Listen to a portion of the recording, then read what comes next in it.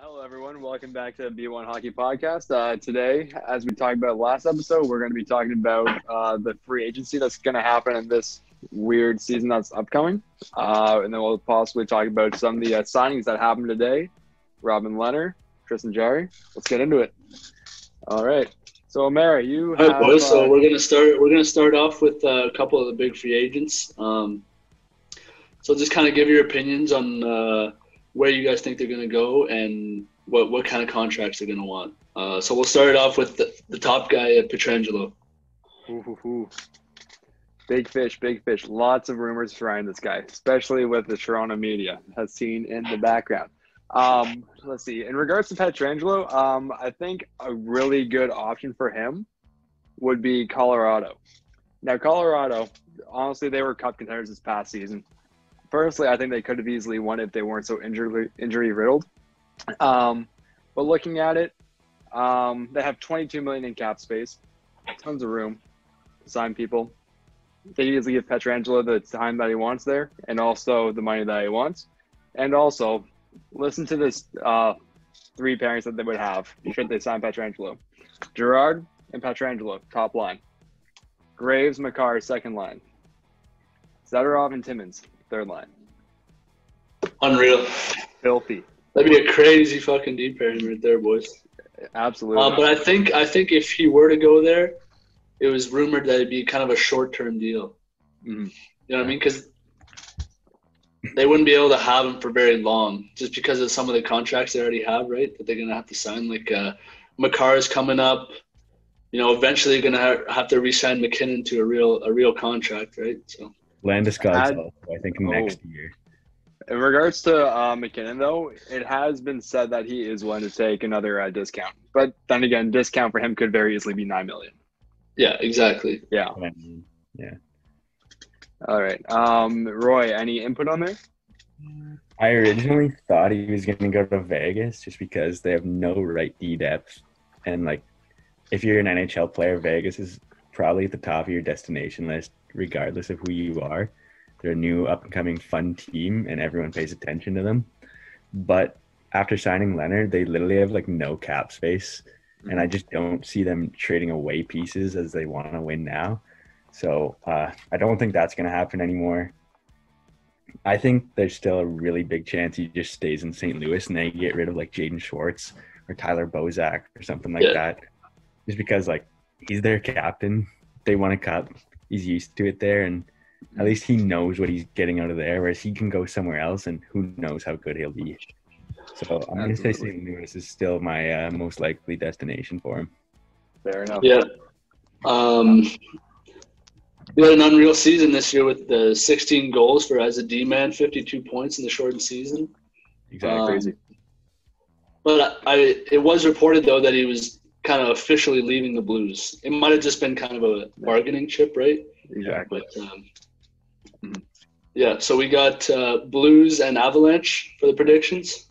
Another possible team from what I've read recently with reports, Edmonton. Could be a hot destination for him if he goes there. Now, but again, kind of a salary cap strap team. Exactly. Right? Well, what it's looking like so far is they have projected $10.5 million in cap space this upcoming season. So you could sign him to a deal, $9 million, 8.5, somewhere around there. Wouldn't be bad. You still have a bit of space to get some people. Well, one person probably. But looking at Edmonton, their defense, it's not great, but it's also not the worst in the league. I mean, they have Nurse, they got Klefbom. Bear was a great emergence this season. Yeah. Looking good there. So, where you have Pietrangelo and Klefbom, your top two. Not a bad top line. Not bad at all. No, that'd be their kind of championship decor that they've been looking for, right? Yeah. Then Nurse and Bear on the second pairing. Disgusting second pair. Yep. All right, boys. So we're gonna move on to Taylor Hall, the other big fish. You know, it's kind of tough. He won the MVP a couple years back, but he's been pretty much injured ever since. So where do you guys think he's a good fit, and for how much? See, Taylor Hall is a hard pin to decide where he's going to go because he's just been sort of, for given how big he is, he's sort of just been hopped around the league. Like every couple of years he gets traded for like how good he is. But the team that I feel would be the best fit for Taylor Hall would probably have to be Montreal. Now, they don't really have any superstars up on the forwards. I mean, they got some good young pieces coming up. Suzuki's been elite. He's been crazy for what it seems. That kid's going to be nasty. Absolutely. I mean, they got like Weber on the back, so they got a superstar. I'm not sure if he still has that title, but he's still a top-tier defenseman. Why not get like one of the best? Well, not one of the best, but he's up there for like a great forward. So that's where I'm thinking he goes. Given how he performed this past season, though, with New Jersey, couldn't really get anything going. And then just had a crapshoot going to Phoenix. Or sorry, Arizona. My bad. Yeah. Yeah. I mean, that team's irrelevant. They're not going to be around much longer. COVID happens. Let's be honest here. Relocation is going to happen soon. But Taylor Hall, I could see him fetching around 7.5 to 8 million. Not low, eh? I mean, given – I think he's going to go to Colorado on a short-term deal like Jake was talking about with Pietrangelo. They have a ton of cap space, and if he signs a 1-2 year deal, he can – like Taylor Hall's been on bad teams his whole career, and he's 28. He wants to win. He'll sign there. He'll play with Nathan McKinnon. They'll both have 100 points. And then he'll leave, and he'll go get a long-term contract somewhere else or whatever, 1 year, 2 years. How much do you think he would want for that short-term deal? Well, the Avalanche have 22 million. 22? Yeah, I think he could sign like a 1 year, $10 million, $11 deal, and like no one will offer more than that. Yeah. And I think that's just an opportunity he can't turn down. He'll be playing with a superstar. They'll have a good chance to win a cup, and Imagine that line though: Rantanen, McKinnon, and Hull. They were going after Panarin last summer. That would have been just as crazy, if not more. But Colorado's in a great position right now to try to improve their team. Exactly. And to add on to Colorado, looking at the stats this year, McKinnon, I feel like he'd want like another scoring person on that team because at the stats, McKinnon had 93 points in this shortened season. Crazy. Absolutely crazy.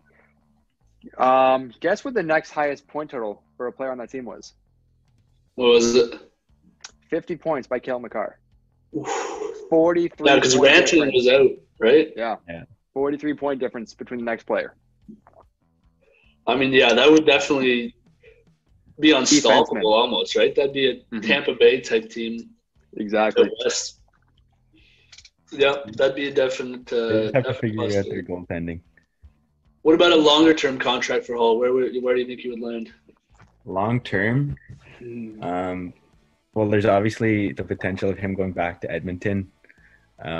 Like we said, they're tight in cap space. I don't know how that would happen, but I don't know if he liked it there or not, but who knows? Obviously, it's changed now because they have McDavid and Draisaitl. Other than that, I don't know. Like, is Calgary trying to change things up? There's been rumors they're get Gaudreau out, bring in Hall. That'd be good replacement. That'd be a change up that really helps them. So I'd say Alberta is my two dark horse long term. Yeah, for sure. Oh, it's just tougher for those guys to sometimes bring in free agents, though. You know. Yeah, exactly. But I think it helps Taylor Hall that he was drafted there before, so he's been there and he knows what it's like. And it's only gotten better. Yeah. Does that make them winners of the Hall Larson trade if he goes back? Well, I mean, I think they break even. I'd say they break even with that. Yeah.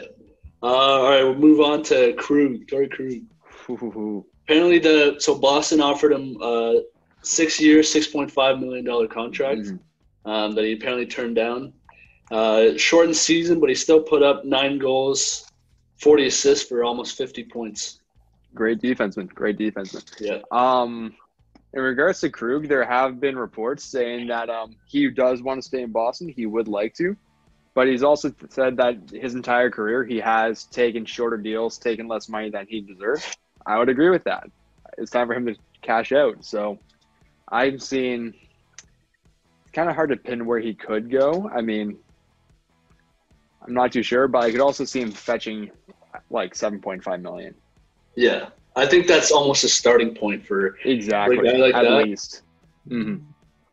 I think he's going to sign a decent contract in Detroit. There's been a bunch of reports about him going there, and a team like Detroit, obviously, they're not trying to contend anytime soon, but you have to start adding talent at some point to build around.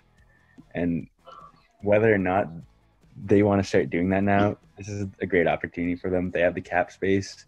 They could sign him to a deal, and even if he ends up in 2 years not being worth it, who cares? So they won't be trading anyway.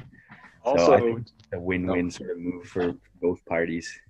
So add on to your Detroit piece. Saw reports today from Elliot Friedman in regards to Sergachev from Tampa. What they possibly could do, send him over to Detroit as a sweetener, just to clear some cap space, and then trade back from at a later point during this upcoming season. So say they send like some piece that's got like a heavier contract because they got to clear some cap space this season to sign their young guys, right? Yeah. Send him there, then just trade back from later in the season. I saw that from Elliot Friedman today. That'd be kind of wild. I saw that today too, but I just think there's absolutely no way in the world that happens, especially now that it got leaked. The league will know about it, and the repercussions will just be terrible for both teams. And like a good team and a team that's trying to get like high draft picks, neither of them want to be punished. So why even risk it? Yeah. Fair.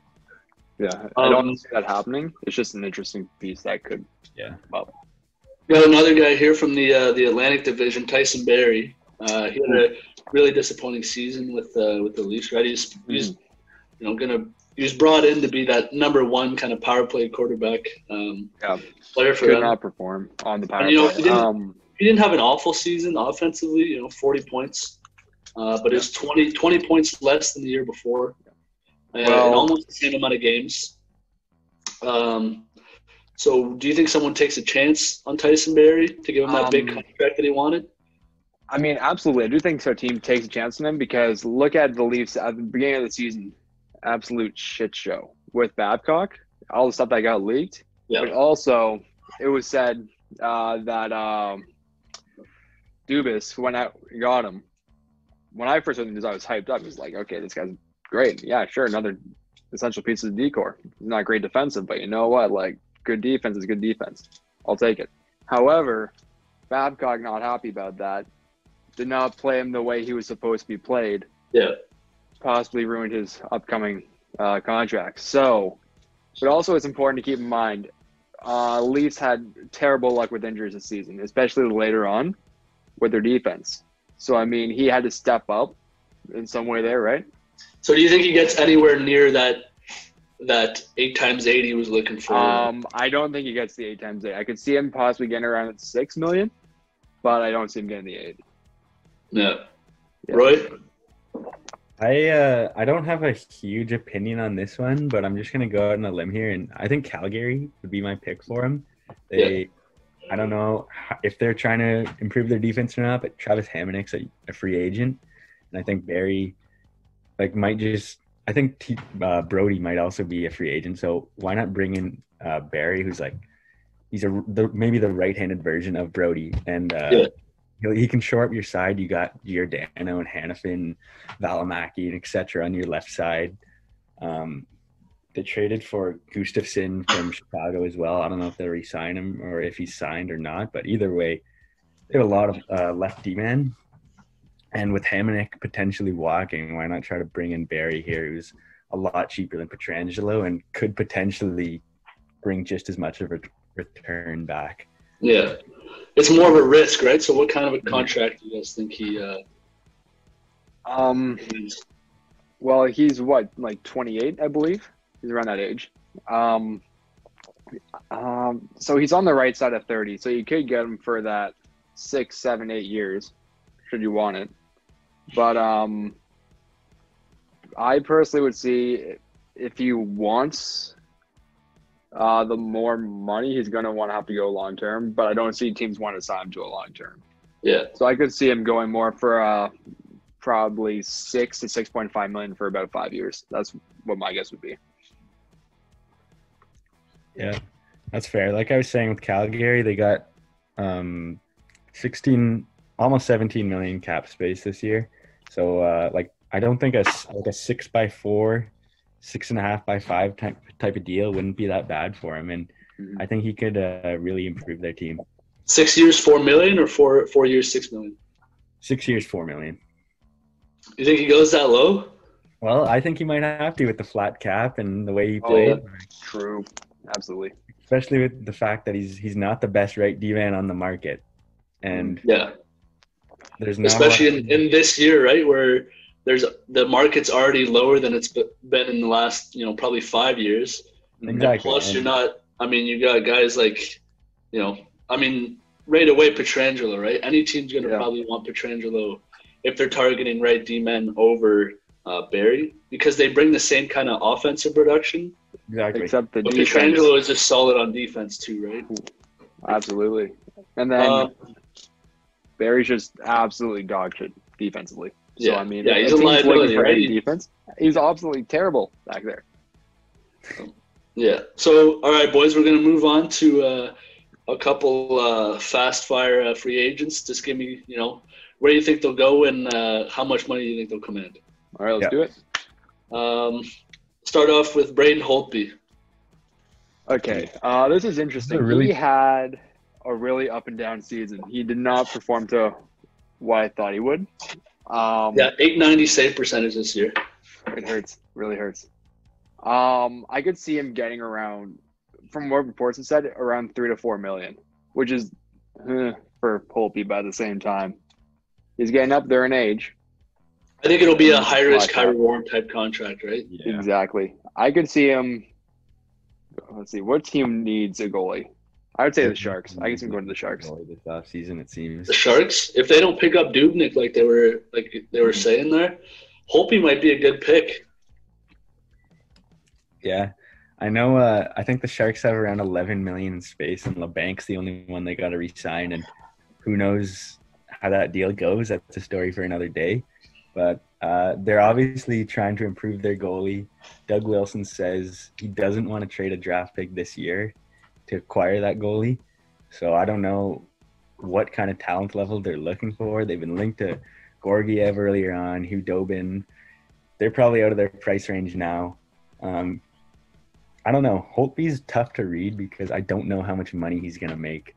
And I don't know if the Sharks want to offer that much money on a term deal to a goalie. So I don't know where I think Holtby go. There's a lot of teams looking for goalies. Carolina, Calgary. I don't even know if Ben Bishop is in Dallas next year. So maybe Dallas looks for a 1A, 1B option with Hudobin if they opt to re-sign him. I think there's a lot of ways to go here. I don't really know where Holtby's going to end up, to be completely honest. As the resident Sharks guy, would you want to see him on the Sharks? I think I'd love to see him because anything's better than Martin Jones, but like, the cap, I don't know. The Sharks have a lot of big hit cap hits already, and their problem was depth. So I don't think it's smart to bring in another high cap hit. I think what they should do is bring in a lot of, like, just focus on your bottom six and one defenseman or whatever and a backup goalie. With that being said, though, Holtby is one of the better goalie options out there right now. So I wouldn't be opposed to him coming. It would just depend on the number. Yeah. And then we got Dadonov, super underrated guy from Florida. Plays on the wing. Maybe his stats were a little bit inflated from playing with guys like Huberdeau and Barkov. But he could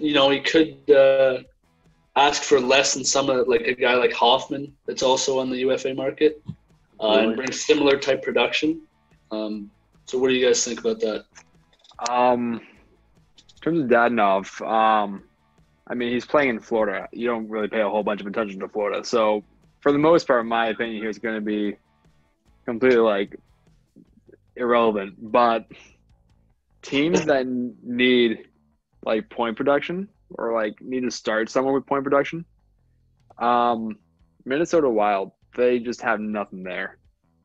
So I mean, it wouldn't hurt bringing in someone there that could possibly produce some points. Yeah, he had a bit of a down year last year with 47 points in 69 games. But generally, he's a guy that gives you, between 25 and 30 goals and Exactly. Never a bad 60 to piece. 70 points, right? So, Absolutely. I got a homer opinion here. I think he's coming to San Jose. Oh, Their biggest hole this season was the right wing. Timo Meyer played left wing most of the year, even though he's drafted on the right wing. And I think LeBank's like our depth on the right wing as of like potential top six. and he had a tough year too, right? Exactly. But the Sharks have the cap space to bring in Dadonov. And I think Dadonov here can see that he'd be able to come into a veteran team that fits his age group. And it's obviously a locker room that I think anyone in the league would be comfortable coming into. And again, living in San Jose is one of the better markets out there, or places to live. So I think there's a fit to be made. and it's also like you said the other day, San Jose. Personally, I think it was a shock to all of us that they were this bad this season. But also, Roy, It was the injury, right? Really, exactly, injuries injuries ruined and goaltending. Exactly. So I mean, they got Dadonov there. That's one piece right there. They have the cap space to go out, spend a bit more money, get that depth like you were talking about. We could very easily see a big rebound season from them. Yeah. And then another guy in Florida, Mike Hoffman. Ooh. I've seen a lot of reports about him going to Montreal, and I think the fit is there. Like, I think that's a perfect fit. Jake was talking about Taylor Hall going there, and I think, I think it would just be smarter for Montreal to go for the cheaper guy who could bring in just as much for your team. Like, it's a very good fit, and Hoffman's a great player. So, I mean, he's 30 years old, right? So that's always a concern for teams. You always get a little bit less from guys who are 30 and up. But I like you were saying, I think that's the perfect fit for a team like Montreal. They need a kind of a Veteran presence. upper scale kind of forward, right? That can create his own offense and doesn't have to, most of Montreal's goals were just garbage goals all year, right? And Hoffman's a power play specialist. That's what he does, right? He's one of the best players in the league on the power play, and Montreal has one of the worst power plays in the league. So if they were to be able to bring him in on a contract, kind of probably have to be around $7 million. I'm not sure what the term would be, but if Marc Bergevin could pull off something like that, I think that'd be a great addition. Absolutely. He seems like the perfect fit for there. I mean, they have that young up-and-coming talent, right? So, I mean, it wouldn't hurt to add a bit of a veteran piece there that can also produce offensively. So I think it was a perfect fit. Absolutely. Yeah. All right, boys. If you guys have nothing else to say, we'll move on to the RFAs. Yeah. I'm just going to kind of name a couple of them. And you guys let me know if there's any of them that you think get an offer sheet. All right, let's hear it. So we got, the top guy, Barzal, Anthony Cirelli, Tony DeAngelo, Dubois, Matt Murray, Tristan Jarry just got signed, so it's possible. Yeah. I was going to say Domi, but he also got a qualifying offer today. And then we got guys like, DeBrusk, Mantha, and Bertanen. Do you guys think this is finally the year that we see a successful offer sheet? I think there's potential with Barzal. Exactly. The Islanders don't have as much cap space as they probably should. I think it's like under $9 million, and they have defensemen they have to resign as well, like Pollock. I'm pretty sure. Pollock is also an RFA. Also could be offer sheet. How are you going to split $9 million to those guys where Matt Barzal could probably make that by himself? You can't. They have a lot of bad contracts, like Andrew Ladd and so and so. I think Cal Clutterbuck's on that team, and I don't know how they're going to get rid of that to fit them both. So I think a team could do it to the Islanders, and they just wouldn't be able to match. Yeah.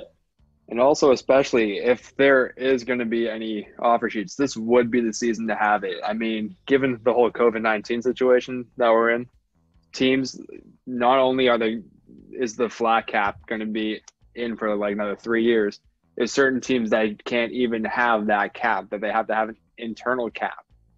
So, I mean, we need certain teams that have smaller markets or smaller fan bases getting offer sheeted for their top players. So it's very possible that Barzal could get offer sheeted. I absolutely agree with that one. It'd be a big loss for the Islanders, though. Oh, Like if he's putting up the stats that he is in Barry Trotch's system like that, you probably put up 90 points anywhere else. You know what I mean? Oh, Especially as if a you center give him too. a line winger. Yeah. Like he's playing with not bad guys like Eberle and Nelson or whoever, Lee. But if he's playing with like a legit top line 70-point guy, I think they could explode. oh, Yeah. and it doesn't help that the Islanders have an incredibly tough time producing any offense. They are a very low scoring team. It's their system, right? That's why he's not Exactly. putting up any points. Or not, well, not any points, but you guys know what I mean, right? He's not producing what he could. And he's underrated defensively, too, just from incredible. learning in that system and stuff. I think Barry Trotz. Great coach. another guy is Anthony Cirelli from the Lightning. What's the GM's name there in Tampa? Julian Brisbois. Yeah, he's got a clear $10 million in cap space before the start of the next season. So if a team offer sheets him, I don't know how he matches that. I think he can. I think if a team offer sheets early enough, they can screw Tampa over. But Tampa's a team that doesn't have like a bad contract. They have some big ones, but they're more than tradable. Like you can trade a guy like Killorn and still get a lot back. But I think if they get put on the spot and a team offer sheets them, and then Tampa tries calling a team like, hey, can you take Killorn or Palat or whatever from me? And what if that team's just like, no, like, I want you to lose your RFA. Yeah, exactly. Like, I know why you're trying to contact me here. So it's an interesting situation because there's Cirelli and Sergachev. Yeah, they're gonna end up probably losing some big pieces this offseason. Oh, absolutely. Just from the RFAs that they have, and there's a couple guys too, like Tyler Johnson. I'm pretty sure has a no move clause. Yeah, that's what I mean. He's got to waive it for them to be able to trade him. But why would you waive your no move clause in a team like Tampa and in an area like Tampa, right? That's why I think Killorn's like done in Tampa because he's the tradable one on the team. Yeah, Killorn, maybe Gord. The thing with Gord is I know Elliot Friedman was another one, was a huge fan of the Blake Coleman, Yanni Gord, and Barclay Goodrow line. And Blake Coleman and Barclay Goodrow make under $2 million combined, so you're not trading them. So why not keep Gord so that you have that established line? Yeah. And that's the line that started every single playoff game for them against the opponent's top line. So I think that's like something you keep and you build around. And then you have your top line of Kucherov and Point and whoever. I think might have been Palat on that line. But I think a guy like Palat or Killorn will be gone. They'll try to move Johnson, but like you said, it'll be hard. Mm-hmm. So where do you think that $10 million gets cleared? You know what I mean? He's got some tough decisions. Yeah. It's going to be a hard year for him. It's probably going to be his first hard year as GM of the... Well, yeah, because he's basically set up by Eisenman, right? Yeah, exactly. He wins the cup is like, fucking hell, he did nothing, basically. I mean, he brought in guys like Shattenkirk and, who actually did pretty well. But I don't think Shattenkirk signs back for another $800K either, right? Oh, no. Shattenkirk will make a lot of money going elsewhere. Mm. Same thing with Maroon. He's probably gone. Back-to-back champ. I hope he gets a contract somewhere. He deserves it. I don't know why he keeps getting these league minimum contracts, but yeah. So now for another RFA, Svechnikov. He was offered 8 years, $7.5 million. Mm-hmm. Instead, he was reported to be wanting a shorter term kind of prove it deal. All right. So what do you guys think happens with that? Svech, I mean, him and Aho together, they are just incredible. I don't think he can risk giving that up. So I think it's at the point where they got to sort of play to his liking there, but they also can't be pushovers in terms of salary-wise. I could see them giving the shorter term, but not on the cash that he wants. That's what I could see happening. Yeah, I think he'll stay in Carolina 100%. They're like one of the best situations in the league with their different assets and age groups and whatnot, and he's a big part of that. And I think he likes it there, playing with Aho and all those guys, and they can afford him. So like, why not stay? So I don't think he would sign an offer sheet anywhere else, or if he did, it would be like the Aho situation all over. Montreal is going to offer sheet him again. Yeah, and even if that happens, then whoever the GM of Carolina is, like Don Waddle or something like that, I think he'll just go like shake Bergevin's hand, like, "Oh, thanks again, buddy." Yeah. Can't believe that fucking happened last year. I don't think there's any way he signs for $7.5 million. No, I mean, No. he's actually pretty comparable to Aho, just in his kind of Absolutely. production. He's not a center, so he's going to get a little bit less. But Aho signed for under $9 million. So I could see Svech getting kind of close to that, 8.5. Exactly. 8.75. Very possible. Vetchnikov All right. still has another year of entry level, though, does he not? Yeah, he does. So he can't be offer sheet this offseason. Yeah, But okay. they're looking at extending him right away because if you look at his jump from his first year to his second year, if he makes that kind of jump again and is like a 90-point guy, he's not gonna want $7.5 million after that. Oh, not at all. All right. We're starting to run down time here. We got about 3 minutes left, so shall we start wrapping this up? Yeah, go ahead, boys. All right. Well, Roy, you got anything else you want to add here quickly, or? I just wanted to ask, what do you guys think is going to happen in Dallas? Do you think Ben Bishop's on the team next year? Do you think they'll use Khudobin as their starter or let him walk? What do you guys think? I think they keep Khudobin. I could see Bishop walking. Definitely having that 1A, 1B goaltender tandem. They could easily bring Holtby in. Wouldn't be that'd be great. I don't know. I see Khudobin more as like Anthony Niemi, Yaroslav Halak kind of guy, right? He's a solid goalie. He's a 1B for sure anywhere in the league. But I don't know if he's that number one guy like Bishop is, right? True. I mean, Bishop is 1 year removed from being I can't remember if he won the Vezina or if he was for sure nominated. He was a candidate. So I don't know how you give up a guy like Bishop for a guy that, I mean, Khudobin's good, don't get me wrong. But where's Anthony Niemi right now? Exactly.